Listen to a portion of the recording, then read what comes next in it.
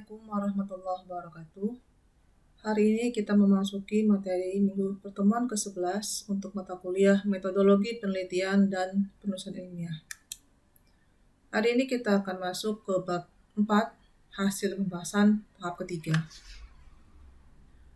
Setelah minggu lalu membahas bab 4, tahap perancangan yang terdiri dari identifikasi kebutuhan, package diagram, use case diagram, dan deskripsi use case, maka minggu ini kita akan melanjutkan perancangan sistem pada bagian yang pertama merancang basis data, yang kedua merancang antarmuka atau rancangan layar, yang ketiga implementasi, yang keempat adalah pengujian. Yang pertama untuk hari ini adalah merancang basis data. Merancang basis data terdiri dari beberapa tahap, yaitu merancang IRD, lalu mentransformasi IRD menjadi LRS, lalu membuat LRS, lalu membuat tabel, dan membuat spesifikasi basis data. Ini adalah contoh entity relationship diagram. Pada sebuah sistem kita ambil contohnya terdiri dari beberapa entitas yang saling terkait dengan relasi yang diberi nama bersesuaian dengan kondisinya serta tingkat hubungan atau cardinality. Kemudian dari hasil IRD ini lalu dibuat transformasinya. Dalam transformasi dilakukan berdasarkan pengelompokan dari tingkat hubungan atau cardinality. Jadi kalau dia one to many atau one to one atau many to many, itu adalah dasar membuat transformasi dan pengelompokan ini. Dari hasil transformasi berikutnya akan menjadi LRS atau Logical Record Structure. Ini adalah bentuk Logical Record Structure-nya.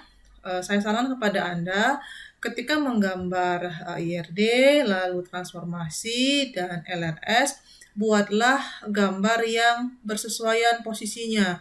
Artinya, jika misalnya sebuah entitas letakkan di sebelah kiri pada IRD, maka akan di sebelah kiri pula di transformasi dan akan di sebelah kiri pula pada LRS. Tujuannya adalah untuk mempermudah proses penelusuran jika ada data atau entitas yang terlewat.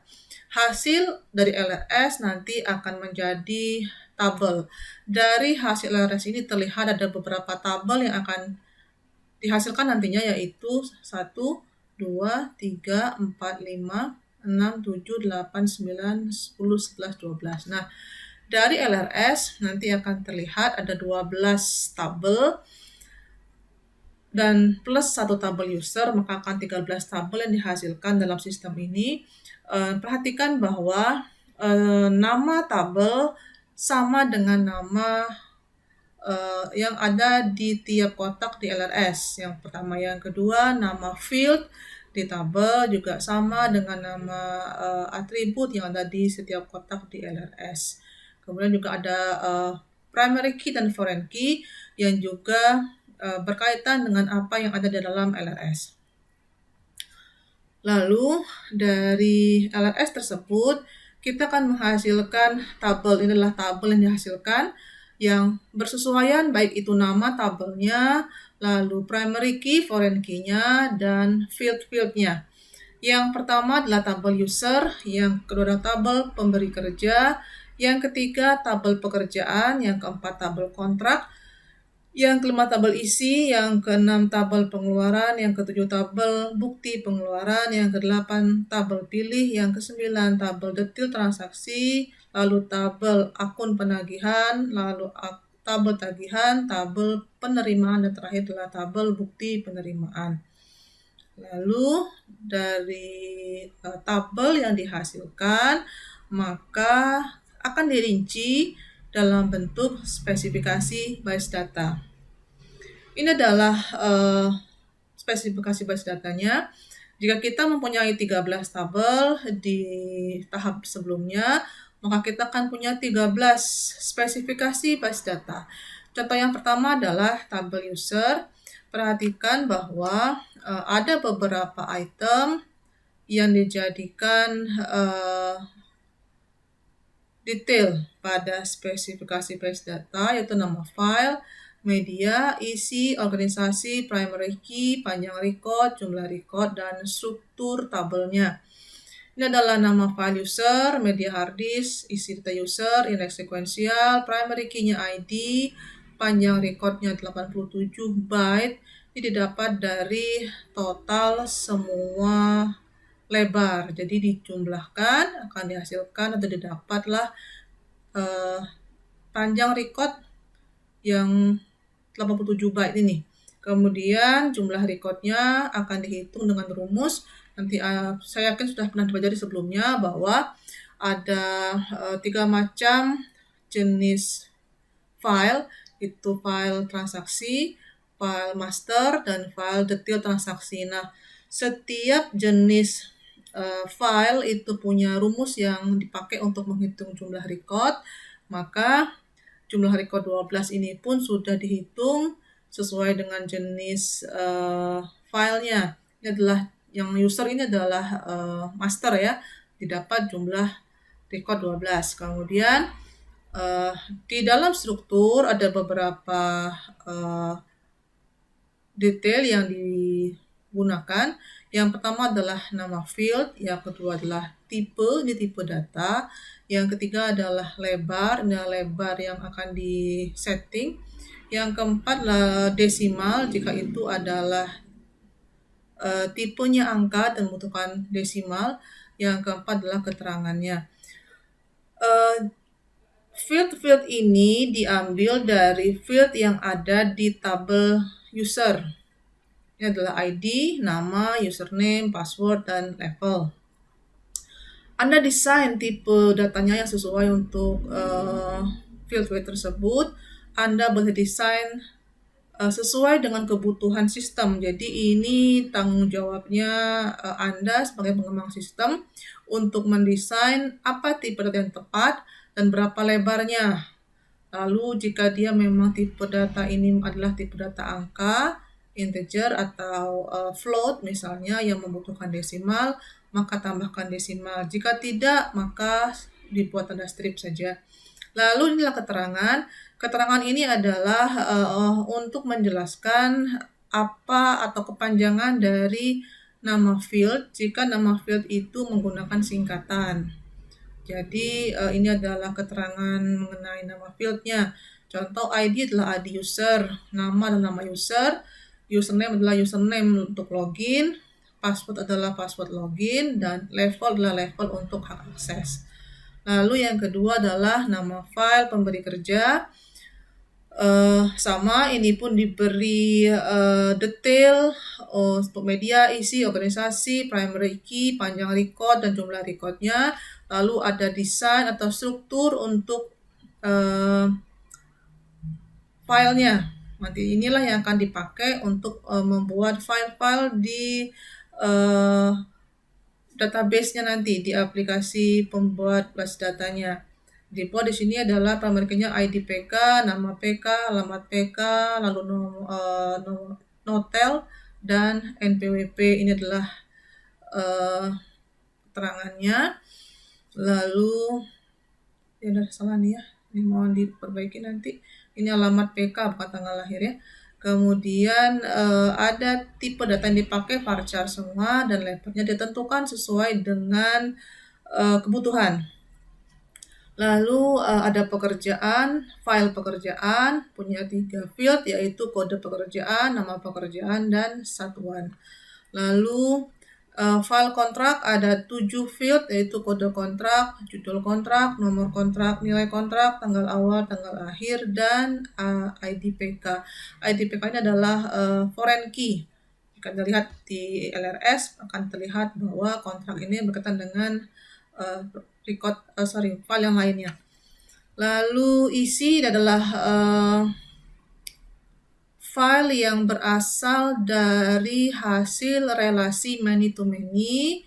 Maka untuk menjelaskan apa yang di dalamnya, Anda lihat di dalam IRD. Mari kita lihat contohnya.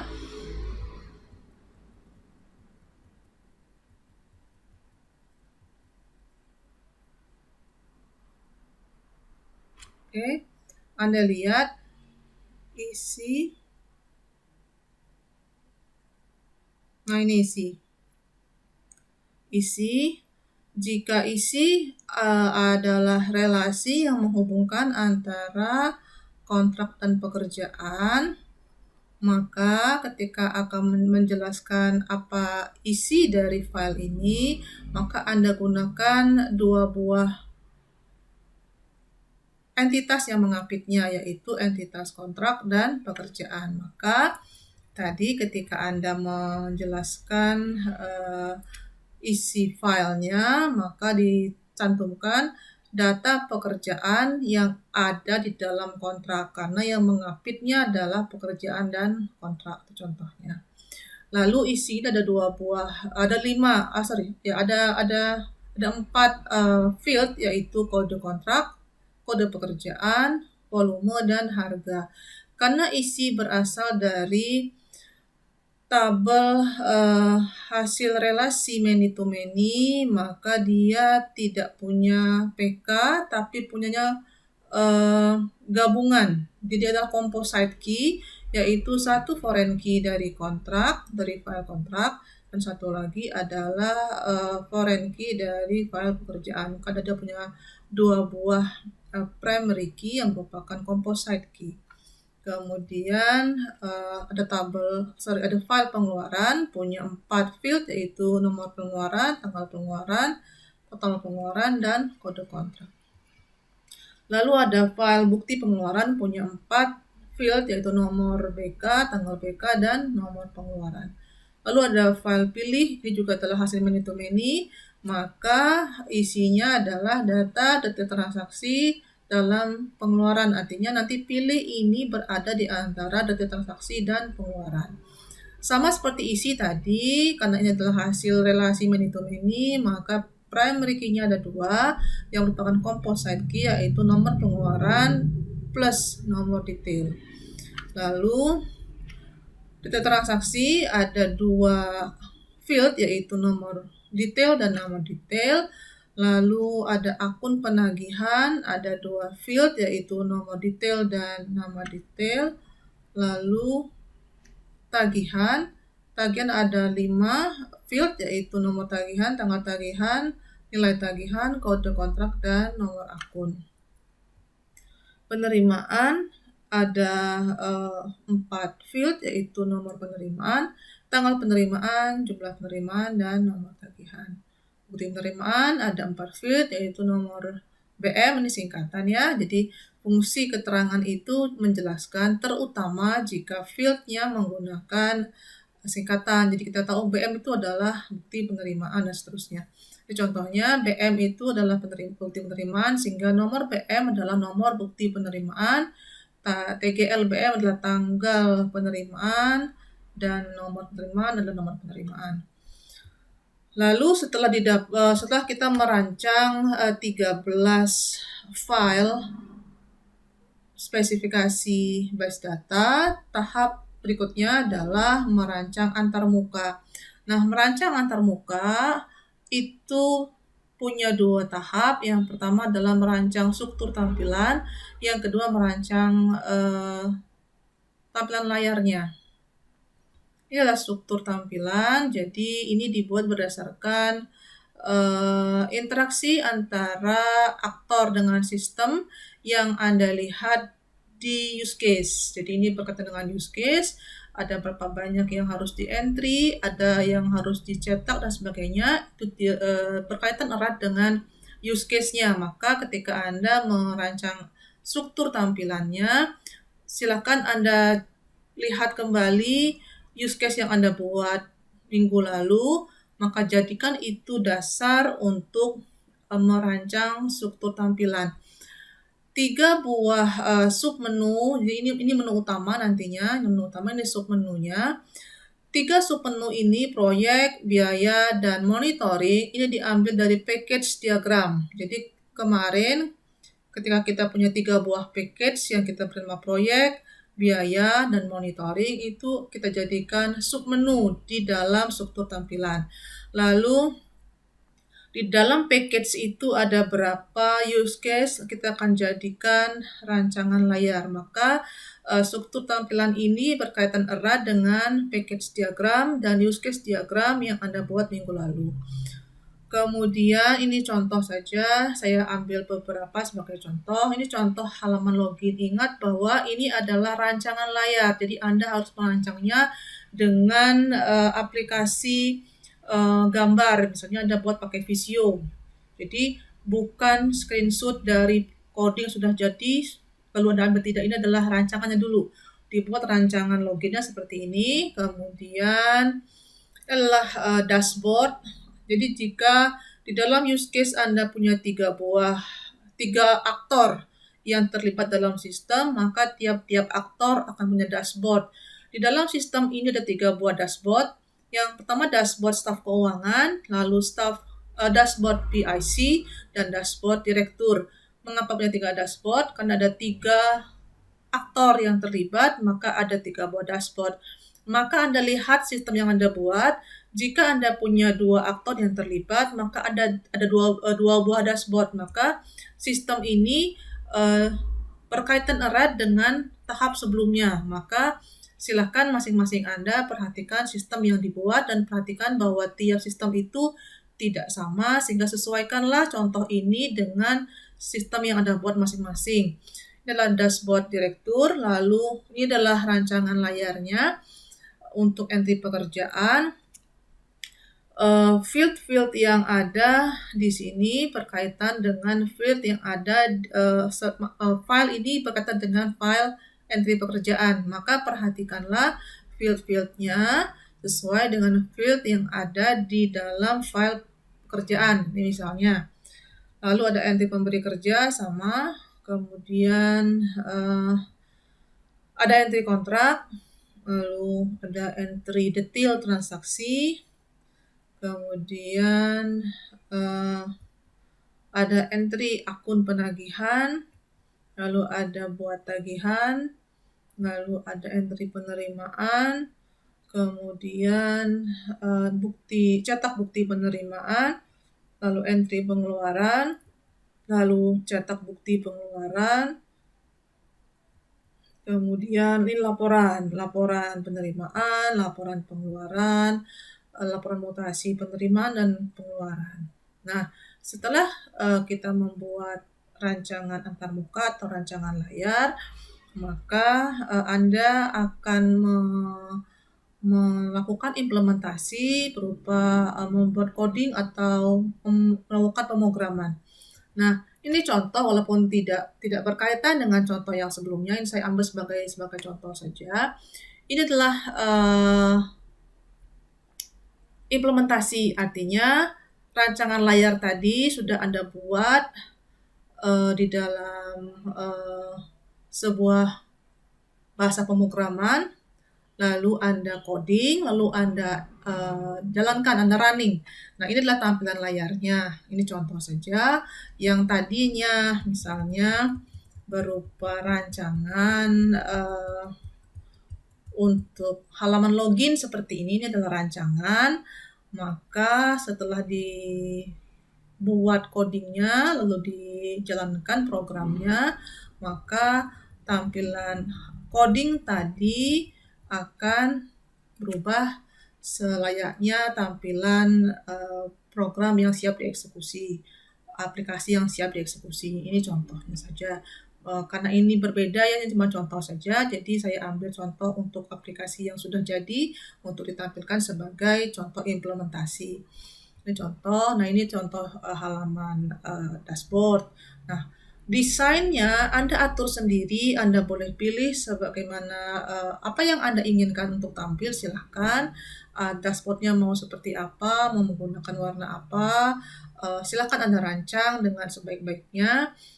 Anda boleh mengeluarkan kreativitas Anda ketika merancang layar sehingga tampil menarik dan mudah diakses, mudah dimengerti oleh usernya. Ini contoh dashboard, lalu contoh halaman pengguna, lalu contoh halaman untuk entry, contohnya entry master pelanggan.